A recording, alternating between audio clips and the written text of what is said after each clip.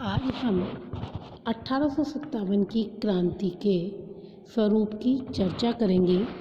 जैसा कि पूर्व कक्षाओं में भी हम 1857 की क्रांति की चर्चा कर चुके हैं। कुछ लोग इसे सैनिक विद्रोह मानते हैं, कुछ भारत का प्रथम स्वतंत्रता संग्राम और कुछ ने इसे राष्ट्रीय संग्राम या हिंदू मुस्लिमों के षड्यंत्र की संज्ञा दी। इसी क्रम को आगे बढ़ाते हुए कुछ लोगों का मानना था कि यह संग्राम मुस्लिम सत्ता की पुनः स्थापना का प्रयास था।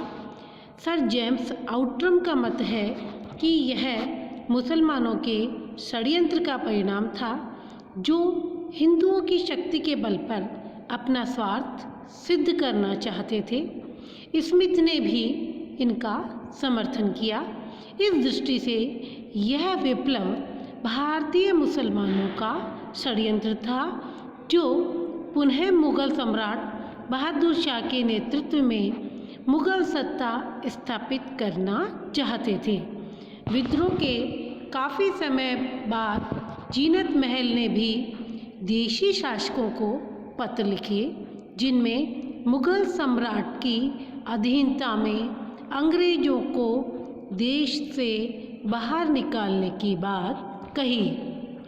कुछ लोग यह भी मानते हैं कि यह सामंतवादी प्रक्रिया मात्र था। इतिहासकार मेलिंसन ने इसे जागीरदारों द्वारा अपने शासकों के विरुद्ध सामंती प्रक्रिया कहा। अंग्रेजों की देशी रियासतों के प्रति नीति के फलस्वरूप अनेक सामंत अपनी जागीरदारों से हाथ धो बैठे थे। इन लोगों ने अंग्रेजों के प्रति घृणा और क्रोध फटना स्वाभाविक था। दूसरी ओर अंग्रेजों ने देशी शासकों से मिलकर सामंतों के विशेषाधिकारों पर प्रहार किया तथा उनकी प्रतिष्ठा को गिराया। ऐसे सामंतों ने विप्लवकारियों का साथ देकर विप्लव को फैलाने में योगदान दिया, किंतु देश के मुट्ठीभर सामंतों द्वारा संघर्ष में भाग लेने से पूरे विप्लव को सामंतवादी प्रक्रिया का रूप देना ठीक नहीं है। कुछ इतिहासकार यह भी मानते हैं कि यह भारत का प्रथम स्वतंत्रता संग्राम था। सर्वप्रथम श्री सावरकर ने इस विप्लव को राष्ट्रीय स्वतंत्रता के लिए आयोजित युद्ध कहा। पट्टाभी सीतारामैया के अनुसार भी 1857 का महान आंदोलन भारत का पहला स्वतंत्रता संग्राम था।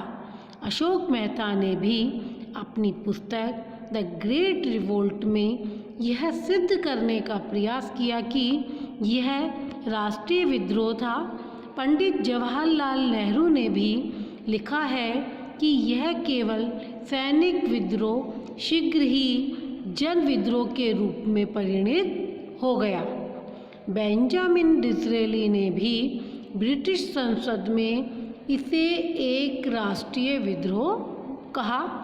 सुरेंद्र नाथ सेन लिखते हैं कि जो युद्ध धर्म के नाम पर आरंभ हुआ था, स्वतंत्रता युद्ध में जाकर समाप्त हुआ, क्योंकि इस बात में कोई संदेह नहीं कि विद्रोही विदेशी शासन से मुक्ति चाहते थे और वे पुनः पुरातन व्यवस्था स्थापित करने के इच्छुक थे, जिनका प्रतिनिधित्व दिल्ली का बादशाह कर रहा था।